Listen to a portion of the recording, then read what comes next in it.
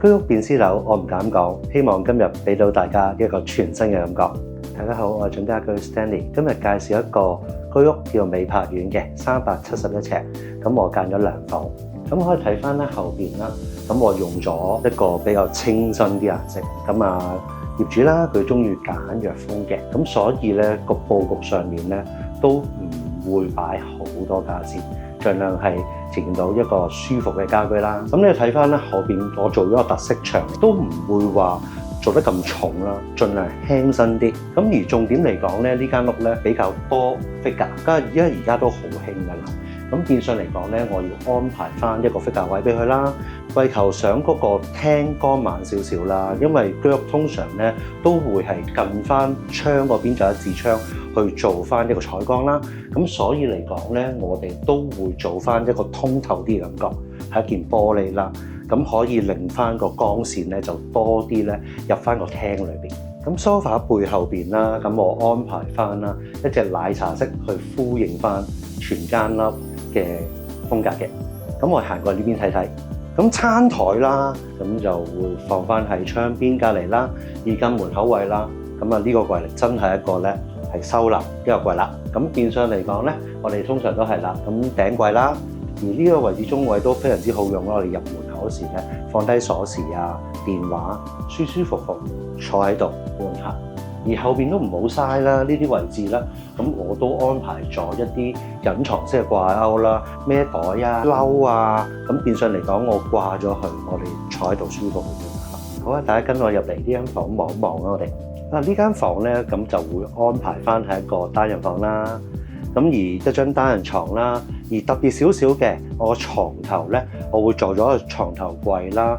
而嗰個間房嚟講，都係用翻家私去間啦。但係我用翻一個玻璃咧，令到呢間房咧個感覺咧冇咁壓迫嘅。咁其實嚟講咧，呢間房咧有少少特別，我係偷咗個位，係啦，去延伸去廳少少一個位置嘅。我隔離呢個位置咧就會係一個比較大少少嘅衣櫃啦，而冷氣咧就特別少少。我今日咧我就會用咗一個叫做分體式嘅一拖二啦，散熱喺呢邊，門上邊係一個出風口啦，而門外邊係安排翻去廳個出風口。咁變相嚟講咧，就盡量縮短咗咧排氣口，盡量短咧就唔會話咁長，去嘥咗一個頂櫃嘅收納空間。好，臨入主人房之前咧，就講一講呢個門啦。咁為咗擴大電視櫃尺寸啦，咁我會追埋一隻隱藏門去做翻一個特色牆嘅。咁大家跟我入嚟主人房睇下。好，入到嚟啦，咁我就安排咗個大衣櫃啦。咁上頂啦，隔離啦，咁我就會安排張書台啦，當埋一個床頭櫃啦。